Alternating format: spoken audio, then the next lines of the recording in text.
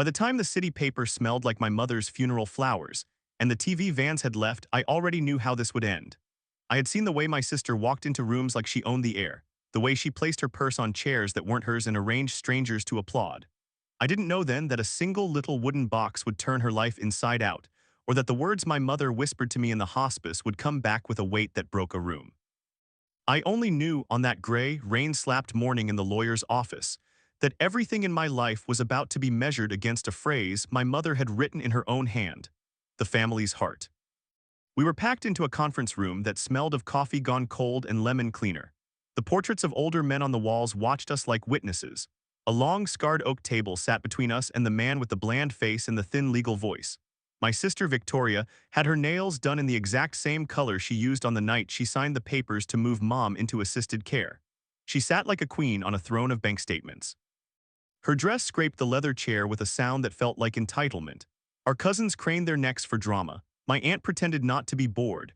I had short hair still damp from the rain outside, saw grease under my nails from a job I loved fixing engines in a garage 2 towns over. I had come because it was the right thing to do. I had not expected to be an exhibit. The lawyer cleared his throat, the sound of him opening a letter like a sunken anchor.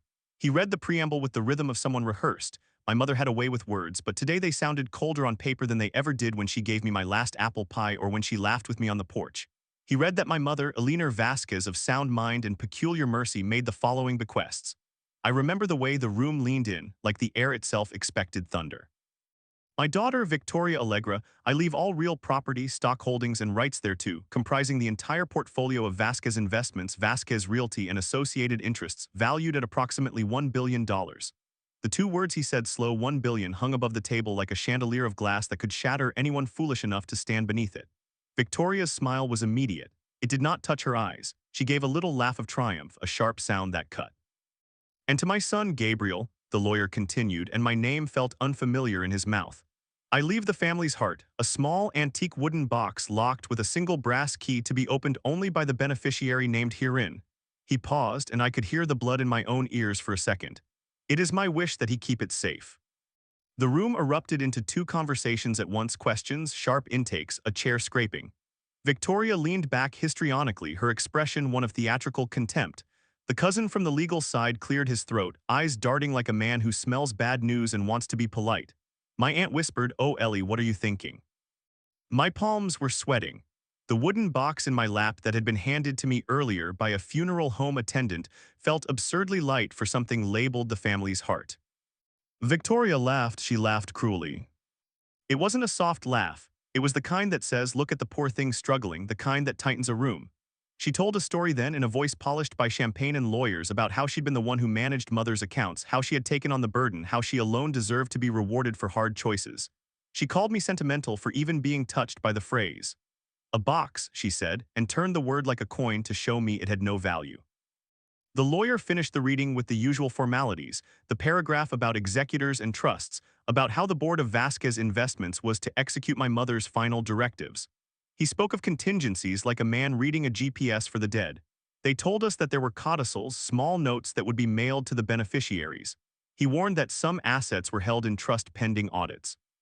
The office phone buzzed somewhere, sharp as a horn, like the life outside continued and did not care about our private betrayals. When everyone else left, Victoria made a show of offering to drive Mother to the crematorium herself next week, as if that touchstone of control would soothe her appetite. She clutched her glossy bag to her chest and glanced at me as she said it, a look that was half pity and half dominance. I watched her walk out into the rain, her heels striking the pavement like tiny drums of victory. In the lobby, a pair of security guards nodded at her like she was their boss. I felt something inside me cold and small settle like a seed that would, later, grow into something sharp. I sat alone then, half the box in my hands, the key cold in my palm. The inscription on the inside lid was faint but deliberate, Eleanor's handwriting looping in a way only she knew. It said simply, for when you need to remember what matters. I wanted to be angry that she had chosen to make a riddle of her love. Mostly I was hurt. I had loved her the way a river loves a bank, quiet and constant, and for one terrible, measured minute I believed she had measured me as less. I did not know then that the billion-dollar empire would be bleeding out in ways Victoria could not imagine. I did not know the box was not just a thing of sentiment, nor that she had already been building the scaffolding of her own ruin. All I held was wood, brass, and a promise. The rest of the story, I hoped bitterly, would be a long one. It started with champagne and a press release because Victoria never did things quietly. Within a week, the city had learned that Vasquez Investments was being rebranded, that a foundation would be launched in a leaner's name, and that Victoria Allegra would be the face of a new era. She posted a video the morning after the funeral, smiling with a kind of practiced softness, a ribbon-cutting pose in front of a building with our mother's name on it. The building had held offices for 40 years. It became, overnight, a stage. People liked the video and left hearts and clapping emojis. The headlines called it a legacy preserved. In the comment sections, some of my childhood friends typed the kind words they felt duty-bound to type, as if mourning demanded applause. She bought things the way people buy groceries, and some of the purchases were ridiculous enough to make it a spectacle. A bronze statue placed in the town square with a plaque about vision and stewardship. A gallery opening with catered hors d'oeuvres where the guests pretended to talk about art. A glass sculpture that cost more than the auto shop I worked in paid in a year. She hosted a party on a yacht and posted the drone shots like proof that she had ascended. At every public event, she smiled like she'd swallowed the sun and not let any of it out. In private, I heard from old neighbors that she snapped at the staff and belittled managers if the champagne wasn't the right vintage. A social stream of success replaced anything that had once been a family memory.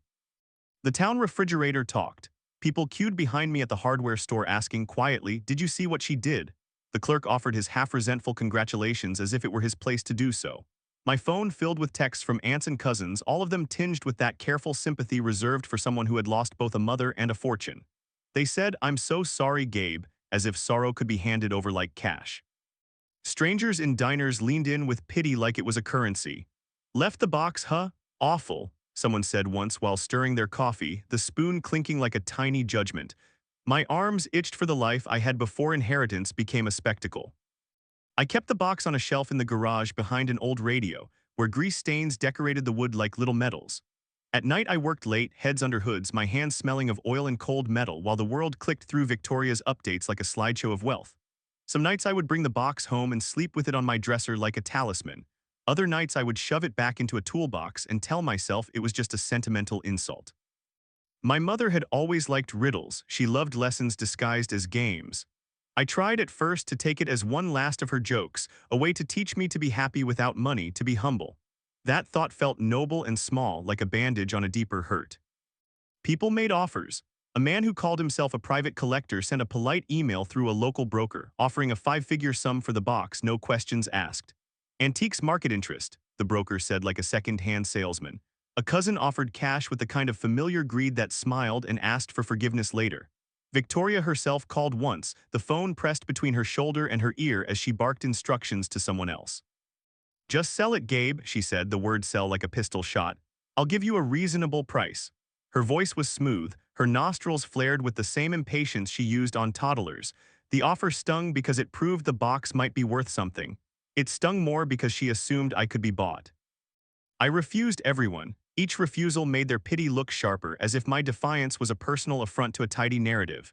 "He's clinging to a trinket," one columnist wrote in a thin piece that smelled of condescension. The piece implied that I was an oddity, a sentimental fool who preferred wood to wealth. That line lodged in my throat and tasted like metal.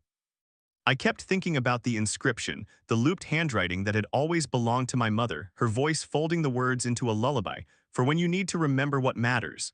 It felt like both a blessing and an accusation. Which memory did she expect me to pull from the box? Which part of her love was she saving me for? Meanwhile, the parties grew louder. Victoria staged a fundraiser at the museum where guests wore name tags like medals, and she made a speech about duty and continuity and the responsibility of wealth. Cameras ate her words and spat out glossy clips that a dozen local stations looped adoringly. In the brief flashes between her lines, I saw something else. A man in an expensive suit waiting near the exit, his hands folded like a harbor. There were numbers being nodded at under the table, contracts signed with pens that shined under soft lights. Once, in the reflection of a shop window, I saw Victoria's smile falter for an instant. It was barely visible, like a hiccup in a film. She covered it with another laugh and kept on. I went to work and I came home to the box, and I told myself stories to keep the hurt from changing shape. Maybe it was truly sentimental. Maybe she had meant only to teach me something like she had taught me to drive a stick shift in a rainstorm, brutally and without flattery. But also the offers and the interest told a different story, whispering that under the wood there might be something others feared to let the world see. The seed that had settled in me during the lawyer's reading was not dead. It had roots now, and every new headline, every public toast watered it. I did not yet know if what would grow would be a tree of justice or a storm that would rip us all apart. I only knew the box did not feel as empty as Victoria's smile. The first hint that something was wrong came not from a headline, but from a man in a gray suit who came into my garage asking questions about an old van I used to fix for the family. He introduced himself as a paralegal working for Victoria's transition team and asked small, polite things at first. Did I know who handled the town hall lease? Did I remember the contractor who put the new windows in down on 3rd? He had the kind of smile that waited to pounce. I answered him like I always answer people, plain and careful, because I had no reason to be dramatic. Later that week, the real drums began. Victoria's lawyers did what lawyers do when their client has been handed a kingdom overnight. They started to peel back paper. They called it due diligence, but it felt like opening up a sleeping animal to see if it still had a heartbeat. At first, it was ordinary work, title searches, tax history, corporate minutes. Then the alarms started to blink. A property in the old harbor district, which everyone thought was leased to a logistics company, turned out to be tied to a series of shelf companies that circled one another like vultures. The loan on the property wasn't a loan at all, but a bundle of covenants that said if management changed, if control passed to an entity not approved by the original lender, the whole balance became due immediately. Victoria inherited the keys to a building and a clause that read like a trapdoor. The lender had not been shy about its appetite. The fine print was a predator wearing the suit of a banker. Other properties had environmental liens. An old textile mill she'd converted into high-end lofts had been skim-coated, yes, with artisanal finishes, but the foundation had been shored over a chemical mattress that belonged to a company long dead. The EPA had quietly placed a notification on the file 5 years earlier. It became public now, and the cleanup estimates were grotesque, ballooning into tens of millions overnight. The quaint country in Victoria had purchased, as a brand extension, had pending wage theft claims from a group of seasonal workers who'd been paid off the books. They were organizing with a lawyer who smelled of righteous anger and coffee. Lawsuits began to stack like plates. What stunned everyone more than the messy debts was their architecture. The investments weren't simple loans. They were jigsaw puzzles of leveraged notes, collateralized obligations, and derivative bets so complex even the bank managers rubbed their temples. Someone had set up cross-collateralized mortgages, intercompany guarantees, and personal recourse clauses that meant a default in one corner could drag down the entire web. A hedge-like vehicle that had been touted as liquidity management was actually a kind of debt grenade, credit default swaps and short positions layered with borrowed margin that assumed a constant stream of cash. That stream had been gently bleeding for years. The numbers on the spreadsheets looked like a modern art piece and like a landmine at the same time. Victoria's PR team put out statements, smooth, bullet-pointed, confident. Undergoing routine audit, they said, no cause for alarm. But the account managers started to get calls they could not answer. Banks that had once smiled on our mother's checkbooks suddenly convened emergency meetings. Representatives arrived at the Vasquez offices in heavy coats and heavy moods. One morning our town woke to a notice on the downtown property. A receiver had been appointed pending insolvency proceedings. Newspapers that had celebrated Victoria's ribbon cuttings turned to ask very different, pointed questions. I watched all this like a man watching a slow collapse. People who had been her guests at the yacht parties now sat in sterile meeting rooms asking for their invoices to be paid. The chandelier at the gallery was paid for on a swing line that was now being called in. The foundation in Aliner's name had grand promises, but its grant-making account sat at a fraction of what the brochures had claimed. The funds had been pledged in the form of phantom receivables backed by the same shaky structures. The 1 billion number evaporated like breath in winter, as lawyers and accountants airlifted truth into the harsh light of audits. There were whispers, too, that stretched beyond finance into something uglier. One of the shell companies that had been part of the portfolio had been used as a shelter for money movement across borders, small wires that piece by piece staffed a life of lunches and flights and paintings. Another subsidiary had been a conduit for a failed development overseas, where construction had halted with structural defects so dangerous the local government had seized the project and barred foreign investors. The word fraud was moved around like a pebble by children, testing who would pick it up and throw it. Victoria called me once in the middle of a Friday, her voice high and brittle. She demanded to know if I had any proof of foul play, any receipts I might have tucked away, any names to give to her accountants that would explain where the money she had been spending came from. Her panic sounded like glass.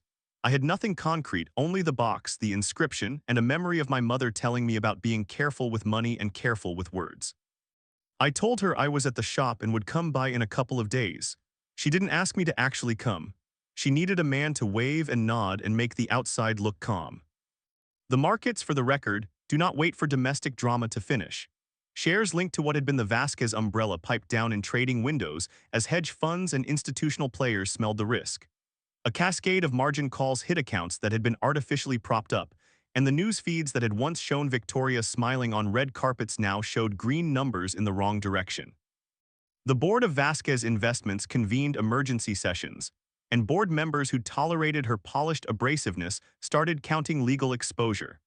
The advisors began to speak in cold sentences about restructuring and bankruptcy protection, words that in our family had always been discussed in whispers behind closed doors. Amid all that, people who had once congratulated Victoria began to whisper differently. Some called her a genius who had somehow misstepped. Older neighbors who had baked for my mother and seen things over decades said something simpler and far meaner in its justice. Maybe we had been wrong about her all along. The town split into factions like an old crust of bread. I sat in the shop and listened to radios and to the ticking of the fluorescent light above the lift, feeling not triumph exactly but a hollow vindication. The box on my shelf felt heavier. It had become, without my choosing, a witness waiting in the wings. I did not know what it held still, but I could already taste the irony. Camped under the house of cards was a plan waiting to be tested, and someone had taken the bait. The box had been sitting on my dresser for weeks, a small, patient thing that smelled faintly of cedar and old nail polish remover from the funeral flowers. I told myself I kept it out of respect, the way people keep photographs of the dead on mantelpieces, but the truth was messier. I kept it because every night I caught myself looking at it and wondering if the last of my mother's surprises had some practical bone to it. One night when the shop was quiet and the town's neon buzzed like a tired moth outside, I took it down, sat on the bed with a flashlight between my knees, and decided to put an end to the small, private torture of guessing. At first the box was stubborn the way small things with history can be. The lock was simple, and if you know how you know affair, but the brass key Victoria wanted to sell me on had not fit the lock the day I turned it over at the lawyer's office. Tonight I ran my thumb along the grain and found a seam that did not belong. My garage hands had taught me to look for seams in metal and wood the way sailors learn to read waves. I pressed where the grain interrupted and felt a give, a whisper of movement like a breath. The false bottom slipped free in my hands with a soft sigh, and the air between the layers smelled of lavender and thyme.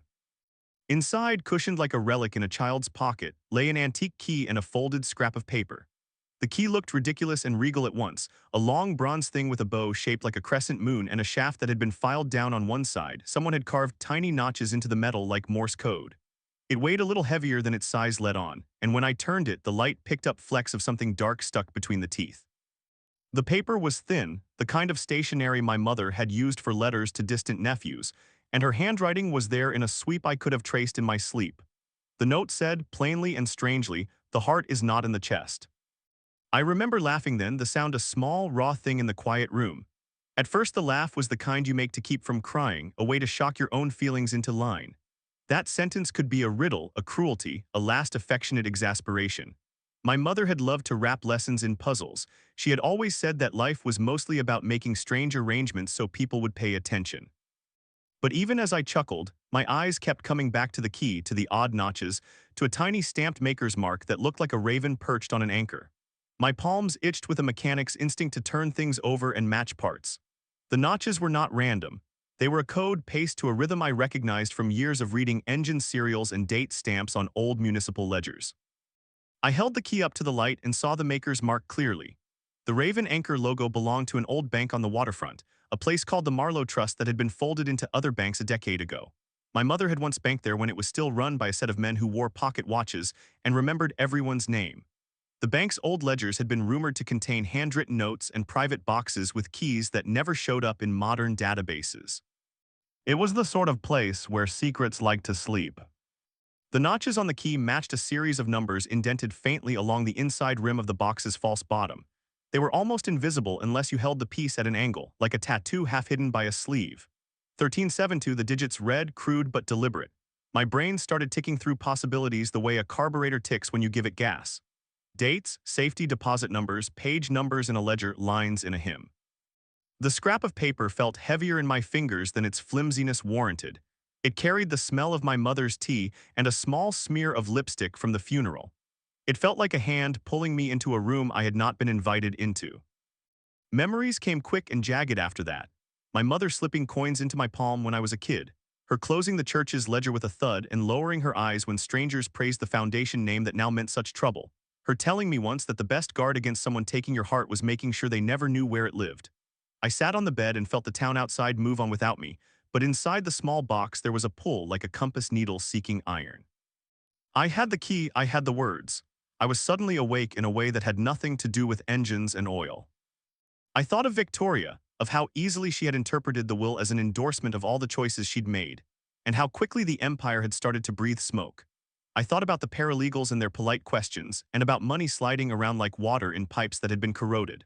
What if Mom had known the only way to make sure truth didn't drown was to bury it in plain sight and give the map to the one person who would look not like an inheritor but like a son who loved her?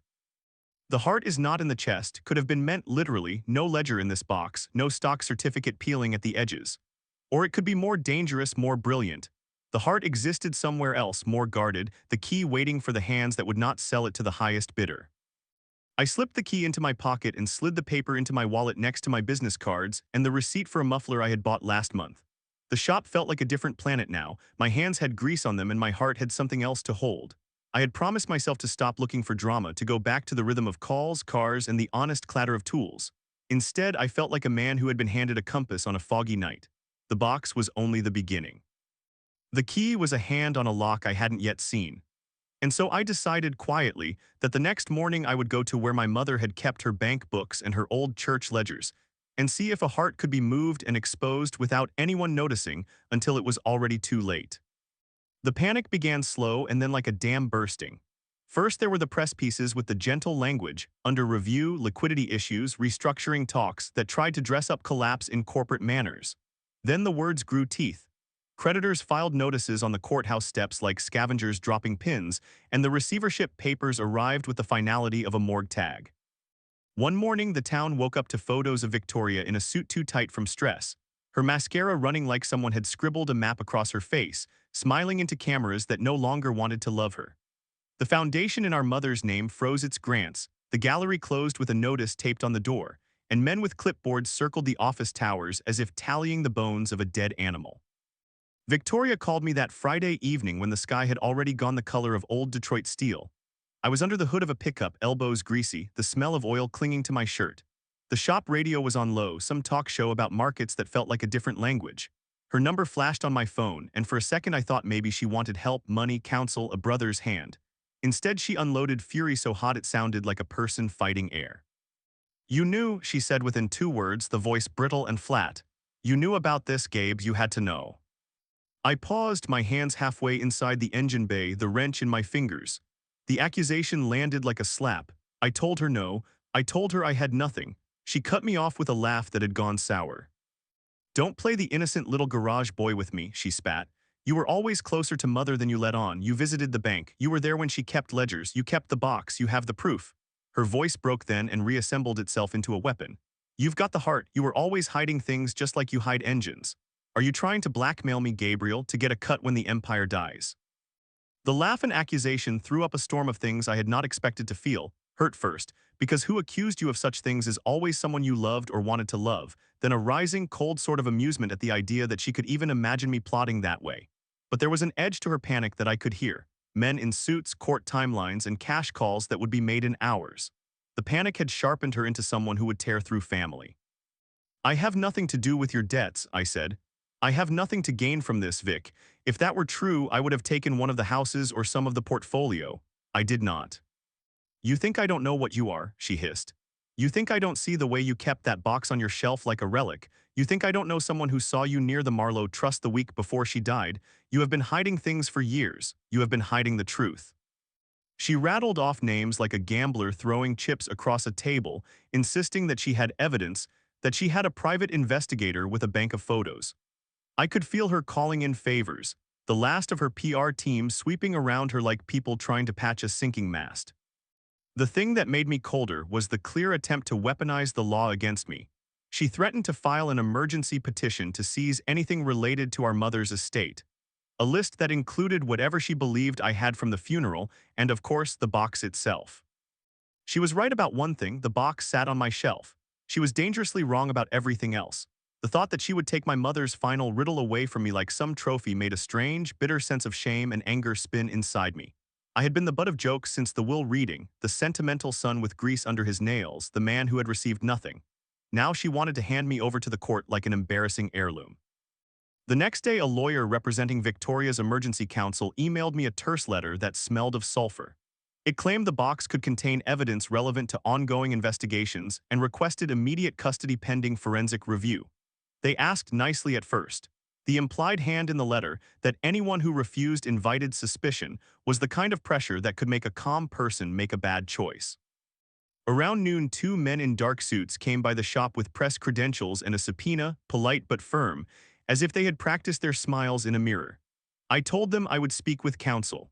I hung up the wrench and walked to the back where the box sat like an animal listening for footsteps. Victoria's public implosion became uglier as the week wore on. Her social feeds flipped like a coin. Supporters turned on her, pundits argued over her culpability, neighbors who had once clinked glasses at ribbon cutting said things in the coffee shop that sounded like verdicts. Lawsuits multiplied like a rash and the creditors grew bold. Men in hard hats had been seen measuring at properties at dawn, and bids for emergency cleanups were placed in the paper. Her board fired off statements and then replaced them with others, litigating both in court and in public. People pointed to photos of her signing contracts with shaky hands and asked why she had signed personal guarantees on loans that had no realistic return. Her people tried every hammer. They tried to cajole me with money, offering a figure I could have spent on a lifetime of mufflers and toolboxes. They tried to bribe the paralegal who had first come to my garage. They tried to buy the shop under some contrived pretense of redevelopment, and when bribery failed, they filed motions. They accused me of stealth and theft, of moving assets, of knowing where the ledger was. Victoria's private investigator sent a picture to my cell. Me at the grocery store 2 months ago. Me at a council meeting one summer, small grains of life arranged like evidence. I felt like a man learning that the world could be rearranged with the flick of a ledger. The outrage in Victoria's voice was real, but so was the calculation beneath it. She needed a scapegoat, and I fit the bill because an entire town had been taught to pity me. The worst part was the thin logic she used to make herself believe the story she told. If I had been poor sentimental, I must secretly be the custodian of the truth and the liar who could swap a ledger for a heart. The threat to take the box felt like a violation I could not allow. My mother had designed the will to be a test, and now her daughter wanted to cheat at the exam. When I hung up the phone after another call where Victoria promised investigations and subpoenas, a notice had been slid under my shop door. It was one of those official envelopes that smell like stamped paper and the courts. The paper inside was cold and clinical. A temporary restraining order hearing had been set, and Victoria's counsel had moved to compel production of any items described in her mother's will. The judge's name was typed in the corner, and the date was close. I held the box in both hands then, the wood warm from my palms, the key still safe in my pocket. I thought about calling the press and leaking the truth to ruin her before she ruined everyone, and then I thought about my mother's handwriting and the note that said the heart was not in the chest. There was a slow, terrible clarity. If I surrendered the box now, whether to a subpoena or to her bruised demands, I might hand her exactly what she wanted: control of the narrative, control of the destruction, and perhaps the last laugh. I had to decide fast, and the town's patience had run out. The panic in Victoria's voice had become my deadline. I did not go to the bank like a thief. I went like a son who had finally promised his mother he would follow the last map she left him, and that promise felt heavy in my pocket where the key sat. The Marlowe Trust had been swallowed by conglomerates and modernized into a marble lobby with a concierge who smelled of citrus and career moves, but the vault in the basement still had the old iron chest smell, the way a place that keeps secrets keeps them. I gave the number carved in the false bottom to a tired clerk, played the part of a man with a box to claim, and watched his fingers find the only drawer that matched, as if some small part of the bank remembered my mother's handwriting too. The metal key turned with the soft authority of something that had not been used in years, and a shuttered drawer rolled back like a mouth opening. Inside the box there was a stack of envelopes, a leather folio, and something wrapped in brown cloth that hummed like history. I sat on the bench and my fingers shook because this was a place of cold procedure, and now it held a private thunder. The first document I pulled free was a will folded with care, stamped by the Marlowe Trust, witnessed by 2 employees whose signatures were neat and legal. The date at the top was later than the one the lawyer had read at the funeral. Later had teeth in it. The second will was clear and merciless.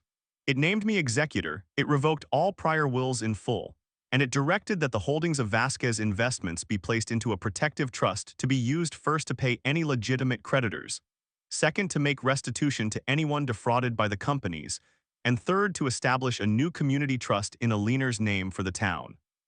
It had been witnessed and notarized and stored in a safe deposit box exactly like the ones my mother had used during the town council meetings where she always signed things in blue ink so they could not be argued about later. The signature at the bottom was hers, the loop of her E unmistakable, and under it a short, scrawled note, "If you must choose between money and mercy, choose mercy." That hit like an anchor. Then came the proof, stacked and clinical, and more damning than I had meant it to be. There were wire transfers mapped to accounts in 3 countries, invoices with my sister's signature authorizing transfers to shell companies that had names like Carnival Games, and a ledger that had been doctored where her handwriting had been used to sign my mother's initials for months. There were emails pulled from backups, confidential letters between Victoria and a man who called himself a consultant, discussing how to manage cash flow creatively while funneling payments into private accounts for art and flights and furniture. There was a document with an internal audit stamped red that said, plainly and with the kind of vocabulary accountants use when something is broken beyond patching, unauthorized personal withdrawals, misapplied client funds, and recommendations for immediate legal review. The paper smelled like truth and old tobacco. The twist that made my breath stop came after that, a bundle tied with twine that my mother had marked in pencil, original capital. Inside were bearer bonds, heavy and old-fashioned, their edges foxed with age. They were not matched on any recent ledger because bearer bonds are owned by whoever holds them, and someone had kept them safe from accountants and from the schemes that had corroded the rest of the holdings. There were deeds too, yellowed but unambiguous, to tracts of coastal land purchased in the 70s when my mother and a partner had put some savings into raw ground near a bay that nobody thought much about.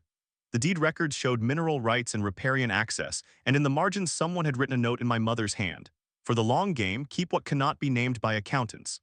The long game had become something that could pay for cleanup and for paying back what had been stolen. I sat there and read until my eyes blurred. There was a tape in an old cassette case too, a voice recording my mother had made and put in the box as if she knew her handwriting alone would not convince everyone.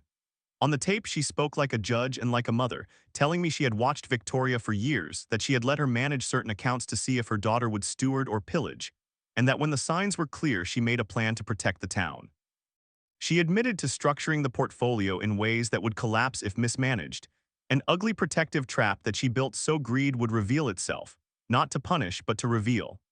She asked me on that tape, in a voice lined with the tired mercy of someone who had lived through hard things, to use the documents to bring truth forward and to spare the town the humiliation of slow theft.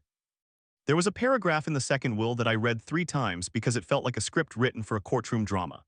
It allowed me, as executor, to freeze assets pending audits, to bring criminal charges if warranted, and to distribute the bearer bonds and deeds into a legal trust that creditors could not touch because the bonds sat outside modern electronic systems, and the deeds had been registered under an old statute providing community protections in times of mass insolvency. The law is clumsy and straight, but sometimes a will that was witnessed and dated later has the power to change a story. My hands found the key to a lock that had been there before spreadsheets, and it felt like a bell ringing. I walked out of the bank holding the weight of paper as if it were a physical thing that could tilt the world. I thought of the way Victoria had laughed when she saw the wooden box, how she had polished the surface of every lie with a smile, and I thought of my mother's voice telling me to choose mercy. The documents would not end everything. Courts would take seasons to untangle offshore wires and shell games, and Victoria would not fall in public without a fight. But the second will put a shovel into the ground where truth could be dug up. It handed me legal paper that proved what town gossip had only whispered, and it handed me actual money and land that could rebuild what her greed had begun to eat. I felt no joy in holding it, only the kind of heavy, strange relief that comes from finally being given a jury of facts in a case that mattered to the people I loved. I walked into Victoria's office like a man who has come to collect rent on a debt no one wants to admit, the folder under my arm heavy with paper and a key that felt like a hand on a clock. Her office smelled of lemon cleaner and expensive fear, blinds half closed so the sun would not see her mistakes. She was waiting behind a desk like a queen on a small island, a lake of glass and polished wood around her. Her assistant hovered by the door, and 2 of her lawyers sat with the posture of men who believed posture could stand in for truth. I did not ask for witnesses. I did not call the press. I had learned that my mother had liked small rooms and careful audiences. I laid the first thing on the desk without preface. The second will folded in the way the bank had folded it, the Marlowe Trust stamp visible like a brand. The lawyers reached before she could, hands twitching to cover the paper with their presence, but the room smelled of ledger dust and old tobacco, and the truth slid under their fingers like water. I watched Victoria's smile try to hold itself together and break like a pain the moment her eyes set on the notarized signatures and the sentence that named me executor and revoked all prior wills. For a second, she was simply human and not a character in her own defense. "What is that?" she managed, voice small and practiced. She tried to turn it into a question, to invite me into negotiation like an auctioneer offering a low bid. I told her what it was. I told her who had the key and where it had come from and how my mother had placed it where only a son who loved her would have looked. Her lawyer protested in cultured tones, suggesting this could be contested, implying drama and delay. I had expected delay. I had not expected the sudden, raw animal of panic that moved behind Victoria's eyes.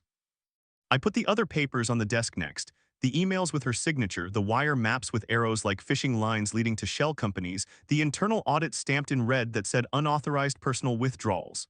I handed the lawyers copies and let them breathe the air of it. There was also the tape my mother had recorded, the voice I knew, steady and tired, telling me what she had watched and why she had made a plan. I watched Victoria's hand go to her mouth, and the sound she made was not a laugh, but the brittle, strangled noise you make when a theater door slams on your costume, and you find you are naked on stage. She reached first as if to snatch the tape, and the assistant blocked her. For a heartbeat I saw the old Private Victoria, the girl who had been bribed with cookies and lied to with affection, before the public mask slammed back into place. "This is impossible," she said, and then, in an attempt that was as old as children trying to hide broken vases, she began to bargain. She offered me money, a lump sum that would have bought me the shop and a quiet life with better tools. And when I refused, she tried guilt, invoking our mother, telling me that my actions would ruin the family's reputation and hurt our mother's legacy. I told her about the bearer bonds and the deeds, and I slid the small, cloth-wrapped bundle across the table like a relic that had been waiting for a liturgy. She saw the edges of the bonds, and her face lost color the way paint peels under heat. She had counted, I realized, on a world where everything was digital and traceable, where the only assets that mattered were numbers in a screen. She had not accounted for paper that could not be erased by a keystroke, and for a mother who knew how to hide the unhideable. The breakdown did not come cleanly. First she denied, energy like a car trying to start in cold weather. Then she accused me with the ferocity of someone trying to keep a drowning person above an ocean of evidence. But denial can only last until the law meets paper. When her lawyers could not manufacture a later will, and when the bank verified the safe deposit contents and the tape played my mother's calm voice into the room, she collapsed in a way that was a human sound, not a theatrical performance. She crumpled into one of the guest chairs and put her head in her hands. Her shoulders shook with something that was not only fear but grief for a life that had been built by transaction.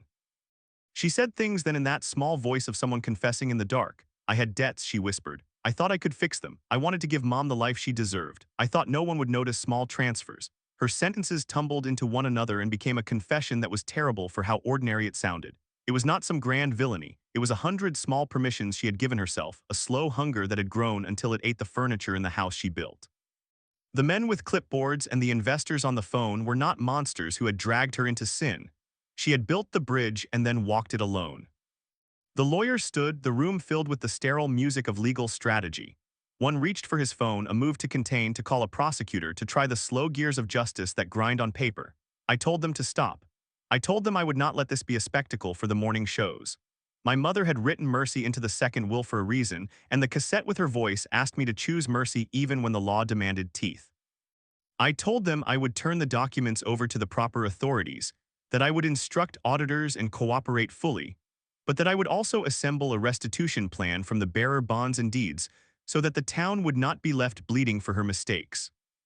Victoria looked up then, her face raw and wet, and for the first time I saw the girl who had once learned to braid my hair and hide my skinned knees from Mom. She mouthed my name like a prayer, and I felt the old river of affection and hurt and loyalty all at once. I could have walked out as a victor, as the son who had taken a crown, but mercy tasted like something heavier and truer. The law would take its course. The town would watch. The creditors and the courts would demand answers. I picked up the bearer bonds and the deeds, and felt their weight like a promise that could be used to heal. When I left that office, the sun had slid down and the blinds threw the room into bands like prison bars. Victoria was not yet taken away. There would be hearings and charges and long nights with lawyers and ledgers, but the moral ruin she felt in that final hour was worse than any headline I had been given. My mother's plan had not been a trap meant to annihilate, but a test meant to expose greed and give power to someone who would choose to use it differently. I walked out with the papers under my arm and my mother's voice in my head saying, "Choose mercy." And for the first time in months, I felt like I knew what that actually meant.